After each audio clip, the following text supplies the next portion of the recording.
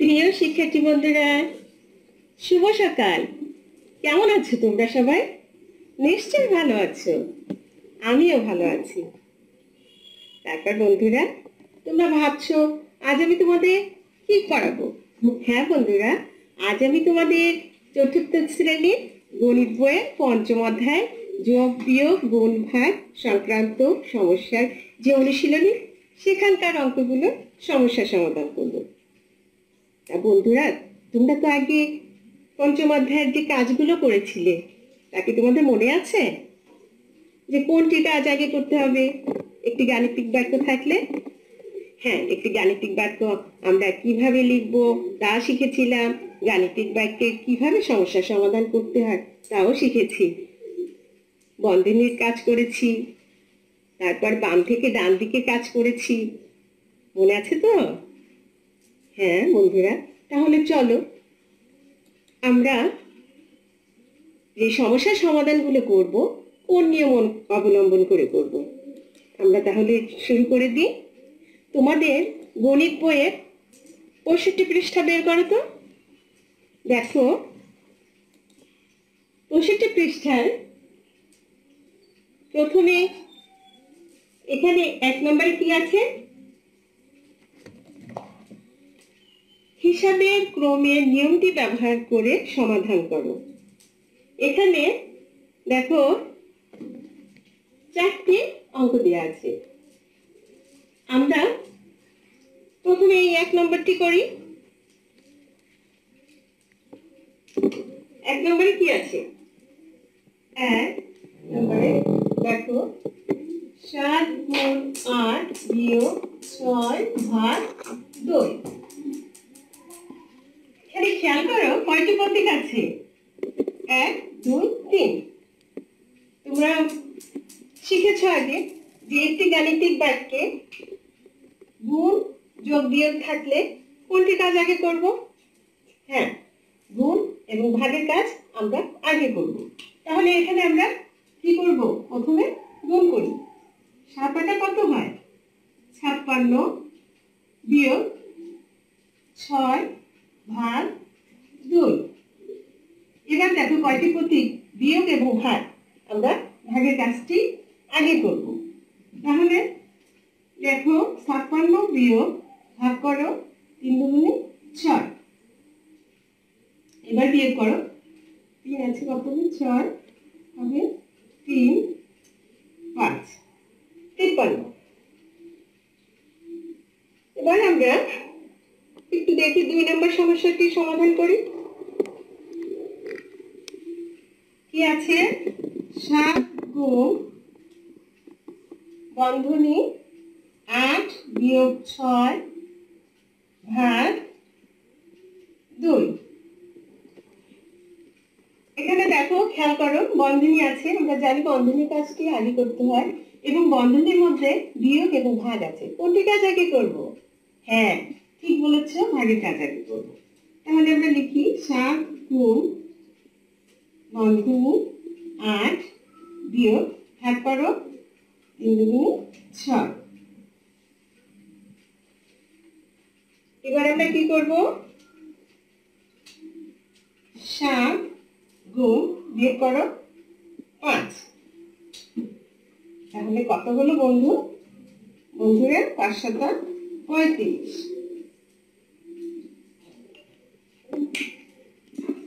তাহলে থাকলো 3 এবং 4।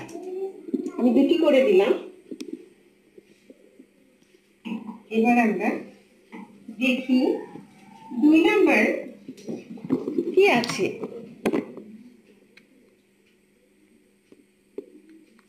2 নম্বরে কি আছে দেখো তো, খেয়াল করো। হিসাবের নিয়মটি ব্যবহার করে নিচের সমস্যাগুলো সমাধান করো। এখানেও 6টি আছে। আমি প্রথমে তোমাদেরকে একটি করে দেখাই। আমরা এই যে 3 নম্বর অঙ্কটি এটি করি। দেখো 3 নম্বর 20 গুণ 66 গুণ 50। খেয়াল করো এখানে কি আছে? বন্ধনী আছে, তাই না? বন্ধনী কাজটা আগে করতে হবে। তাহলে লেখো 20 গুণ, এটা গুণ সহজেই করতে পারো তোমরা। শূন্য আছে একটি, আমরা একটি শূন্য বসাই দিই এখানে, 5 দিয়ে এই সংখ্যাটি গুণ করি।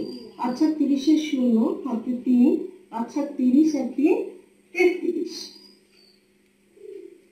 এবার কি করব? আমরা সহজেই শূন্য থাকলে সেই গুণ করতে পারি। আমরা কয়টা শূন্য আছে গুণিত? 1 2 3, তিনটা শূন্য বসাও। এবার 2 দিয়ে এবং 33 কে গুণ করব। 3 দুগুণে 6, 3 দুগুণে 6 হয়ে গেল। এবার কি করব? আমরা আরেকটি অঙ্ক করি, এই 5 নাম্বারটি করি। দেখো এখানে কি আছে? দেখো 32 গুণ 25। এখানে তোমাদের খেয়াল আছে কোন নিয়মটি আমরা ব্যবহার করব? হ্যাঁ, দেখো 32 আর 25 কি করবো? এখানে আমরা 1 10 100 1000 তৈরি করে সহজে গুণটি করতে পারি। এখানে 25 আছে, কত করবা তুমি? একটু চিন্তা করো তো। হ্যাঁ, ঠিক বলেছ যে 25 কে আমরা 4 25 100 করে তৈরি করে নিতে পারি। তাহলে সেই 4 32 এর মধ্যে কবার আছে একটু ভাবো তো। 4 আটা 32, ঠিক বলেছ। তাহলে আমরা 32 কে লিখবো 4 আটা 32 গুণ 25। এবার আমরা কি করব বলো তো? আমরা 100 তৈরি করে নেব। তাহলে আমরা এখানে 4 আর 25 আমরা গুণ করে নেব। আগে 4 গুণ 25 গুণ 8, এভাবে করব। 4 25 কত হয়? 100 গুণ 8, তাহলে কত হচ্ছে? 100 গুণ 8, ঠিক বলেছ, 800। ঠিক আছে, এবার আমরা দেখি 3 নম্বরে কি আছে। 3 নম্বরে কি আছে আমরা একটু দেখি। এখানে কি লিখছে? নিচের সমস্যাগুলোকে সাধারণ গাণিতিক বাক্যে প্রকাশ করে সমাধান করো। এখানে কিছু সমস্যা দেওয়া আছে, তাকে আমরা প্রথমে কি করব? গাণিতিক বাক্যে প্রকাশ করব এবং তারপরে তার সমাধান করব। 1 নম্বরে কি আছে? 5টি পেন্সিলের দাম 60 টাকা হলে 9টি পেন্সিলের দাম কত? একটু চিন্তা করো যে 5টি পেন্সিলের দাম কত টাকা? 60 টাকা। তাহলে 9টি পেন্সিলের দাম কত? এক্ষেত্রে আমরা কি করব একটু ভাবো। হ্যাঁ, প্রথমে আমরা একটি পেন্সিলের দাম বের করতে যদি পারি তাহলে 9টি পেন্সিলের দাম পেয়ে যাব। তাহলে দেখো কিভাবে আমরা এই সমস্যাটি গাণিতিক বাক্যে তৈরি করব। 1 নম্বর সমাধান।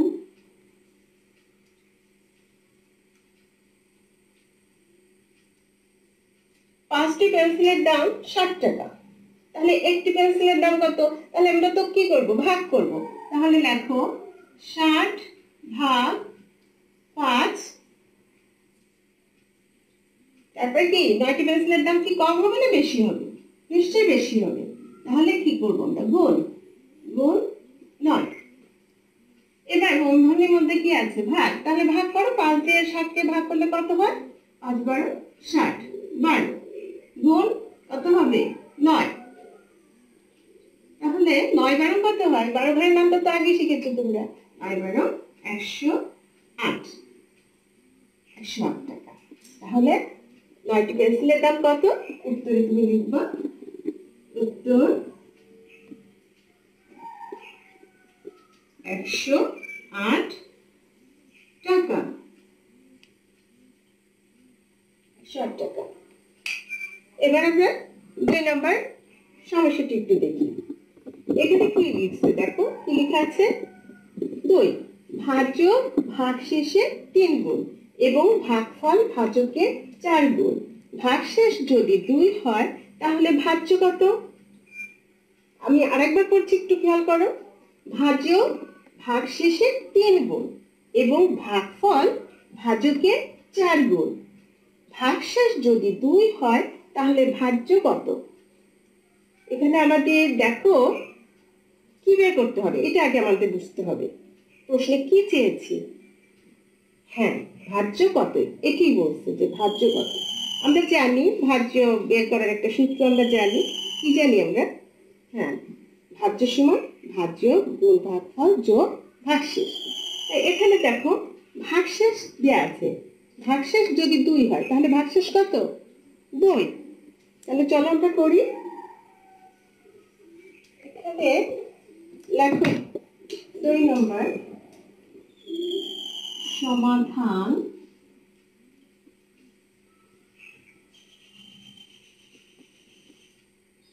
সমাধান ভাগশেষ যদি 2 হয় তাহলে লিখো, এখানে আমরা পাচ্ছি ভাগশেষ দেওয়া আছে, ভাগশেষ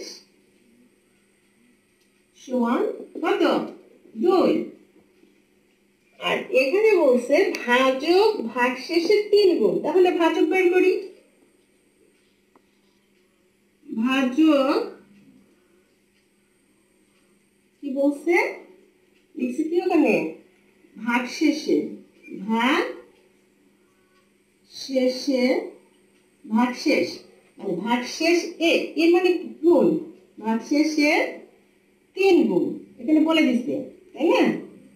গুণের কথা বলে দিচ্ছে, তাহলে 3 গুণ, গুণ দিলাম 3। এখন খেয়াল করো ভাগশেষ তো আমরা আগে আমাদের প্রশ্নে সমস্যা দেওয়াই আছে 2, তাহলে 2 গুণ 3 কত হবে? 3 দুগুণে 6, ভাজক হলো কত? 6। এবার দেখো এখানে বলছে, এখানে কি লিখছে?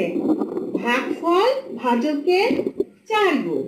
এবার আমরা ভাগফলটা বের করি, কিভাবে লিখবো দেখো। দেখো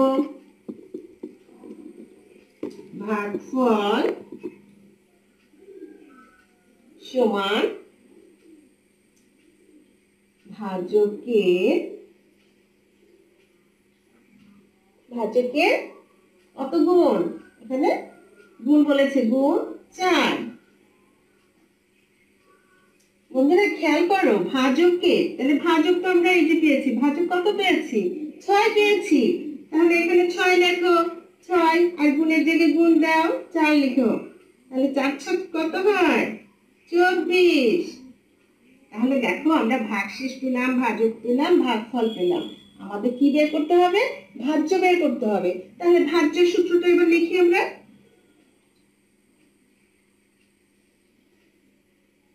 ভাজ্য সমান ভাজক গুণ ভাগফল যোগ কি? ভাগশেষ। ভাগশেষ। আমার সাথে আরেকবার একটু বলো তো, ভাজ্য সমান ভাজ্য গুণ ভাগফল যোগ ভাগশেষ। এবার আমরা যা যা পেয়েছি তা যদি নিচে লিখি হয়ে যাবে আমাদের সমস্যার সমাধানটা করা। দেখো ভাজক কত পেয়েছি? 6। তাহলে আমি ভাজকের নিচে 6 লিখি, আর গুণের জায়গায় গুণ। ভাগফল কত পেয়েছি? 24। লেখো 24। তারপর লেখো যোগ, যোগের জায়গায় যোগ দিলাম। ভাগশেষ কত?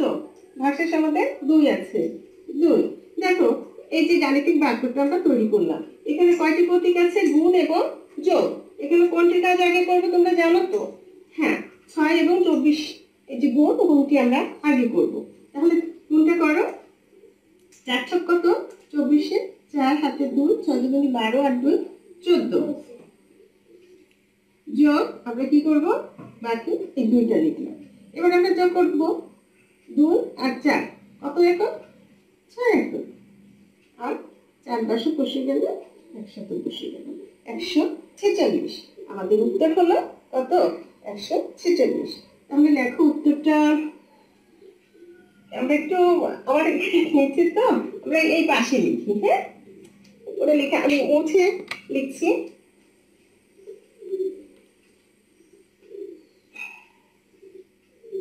উত্তর এর নিচে হবে, ঠিক আছে? আমি এখানে লিখছি উত্তর লিখব বলো? 146। 146 কি হলো? ভাজ্য। তাহলে আমরা এই কথাটা লিখতে পারি, উত্তর ভাজ্য। ভাজ্য আমরা দিলাম 146। পড়েছে তো? করো। এটি করলাম আমরা। এবার বন্ধুরা চলো আরেকটি আছে, সমস্যার সমাধান করি একটু। 3 নম্বরে আছে, দেখো কি লিখছে এখানে, কি লেখা আছে? শম্পার মাসিক বেতন ৭৫০০। প্রতি মাসে তার খরচ হয় ৭২৫০ টাকা। শম্পা 1 বছরে কত টাকা জমাতে পারবে? খেয়াল করেছো? হ্যাঁ, মাসিক বেতন মানে কি? 1 মাসে, তাই না? 1 মাসে বেতন পায় তিনি ৭৫০০ টাকা। আবার প্রতি মাসেই খরচ হয়। আমরা দেখো তোমার বাবা ইনকাম করেন, তাই না? তাহলে প্রতি মাসে কিছু টাকা তো তিনি পান, চাকরি করলে কি বেতন পান। তাহলে বেতন যদি পান, ধরো সে ৭৫০০ টাকা বেতন পান এবং প্রতি মাসেই তো খরচ আছে, সেই খরচ ৭২৫০ টাকা। তা দেখো, আয় করছেন আবার খরচও করছেন। এই যে খরচ করার পরে কিছু টাকা তো থাকে, সেই টাকাতে কি হয়? জমা করা হয়। তাহলে দেখো, এই যে খরচ করা, তাহলে কি করতে পারি আমরা? এখানে কমে যাচ্ছে, তাই না খরচ? তাহলে এখানে আমরা বিয়োগ করব। তাহলে কি লিখতে পারি? শম্পার মাসিক বেতন ৭৫০০ টাকা। দেখো 3 নম্বর সমাধান।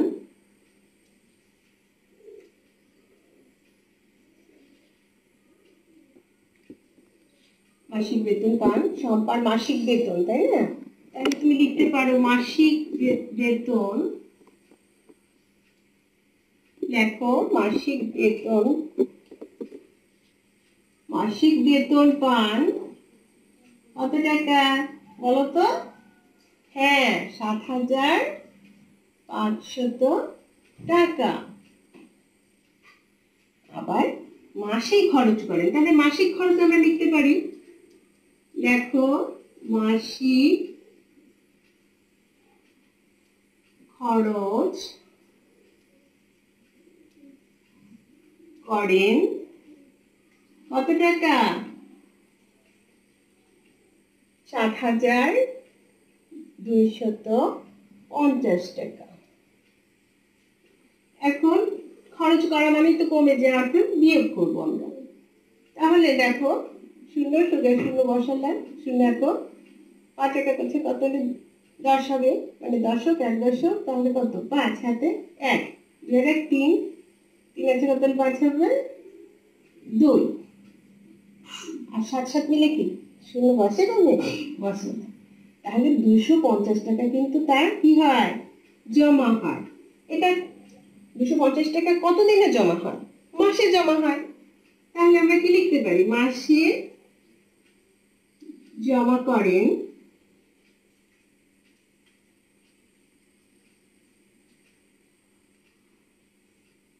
জমা করেন 250 টাকা। এখানে তোমরা দেখো কি বলছে, শম্পা 1 বছরে কত টাকা জমাতে পারবে। 1 বছর মানে কি বলতে পারো তোমরা? 1 বছরে কত মাস? হ্যাঁ, 1 বছর অর্থ আমরা জানি 12 মাসে 1 বছর। তাহলে 1 মাসে যদি 250 টাকা জমা করে, 12 মাসে কি করবে? বেশি করবে না? বেশি করবে। বেশি করলে কি করতে হয়? গুণ করতে হয়। তাহলে তুমি কি লিখতে পারো? লেখো 12 মাসে 12 মাসে জমা 12 মাসে জমাতে পারবেন। জমাতে পারবেন। বেশি হবে, তাহলে 1 মাস হচ্ছে 250 টাকা, বেশি হলে গুণ, তাহলে 250 গুণ 12 টাকা। এই গুণটি আমরা এই পাশে করে দেখাতে পারি। আমরা এখানে জায়গা নেই, আমরা এখানটা করি, এখানেও করতে পারি। দেখো 250 গুণ 12 করো তো। দেখো 2 শূন্য শূন্য, 5 দুগুণে 10, শূন্য হাতে 1, 2 দিয়ে 4 আর 1 5। এখানে কাটলাম 1 শূন্য 1 শূন্য, 5 5 2 2। এবার 1 শূন্য শূন্য, 5 আর 5 10, শূন্য হাতে 1, 2 আর 1 3। কত হলো? 3000 টাকা। তাহলে 12 মাসে সে জমা করতে পারবে কত? 3000 টাকা। এবার আমরা উত্তরটা লিখে ফেলি। নিচে লেখো উত্তর। একটা দাগ দিতে পারি। উত্তর 3000 টাকা। হ্যাঁ বন্ধুরা, এভাবে তোমার নিয়মগুলো অনুসরণ করে সমস্যার সমাধান আমরা করব। তা তোমরাও বাড়িতে কি করবা? এই নিয়মকে অনুসরণ করে করবা। তাহলে চলো বন্ধুরা, আজ আমরা একটু বাড়ির কাজ নেই। দেখো এখানে আমি বাড়ির কাজ দিয়েছি 3টি। তোমরা তোমাদের খাতায় বাড়ির কাজগুলি একটু লিখে নাও। 4টি কবুতরের দাম 460 টাকা হলে 60টি কবুতরের দাম কত? তোমাদের যে এগুলো তো অঙ্ক করালাম, এই যে বইতেই আছে, সেটা সেই নিয়মে আমি শুধু একটু সংখ্যা পাল্টে দিয়েছি। আচ্ছা, 2 নম্বরে কি আছে দেখো, ভাজক ভাগশেষে 5 গুণ এবং ভাগফল ভাজকের 6 গুণ। ভাগশেষ যদি 8 হয় তাহলে ভাজ্য কত? এইমাত্র করলাম আমরা, তাই না? হ্যাঁ, করবা তোমরা। 3, রাশেদ সাহেবের, দেখো রাশেদ সাহেবের মাসিক বেতন 9750 টাকা। প্রতি মাসে তার খরচ হয় 6350 টাকা। তিনি 1 বছরে কত টাকা জমাতে পারবেন? ঠিক আছে, একই নিয়মে নিশ্চয়ই তোমরা পারবে। তা বন্ধুরা, তোমরা বাড়িতে এই কাজটি করবে এবং তোমাদের বাড়িতে যে বাবা মা আছে বা বড় ভাই বোন আছে তাদের সাথে নিয়ে করবে। যদি বুঝতে না পারো তাদের সহযোগিতা নিবে, কিন্তু তোমরা অবশ্যই কিন্তু খাতায় এগুলো করে রাখবে এবং স্কুল খোলার পরে তোমরা তোমাদের বিষয় শিক্ষককে এই সমস্যার সমাধানগুলি দেখাবে। তা তোমরা সবাই ভালো থাকো, সুস্থ থাকো। আজ এই পর্যন্ত। সবাইকে ধন্যবাদ।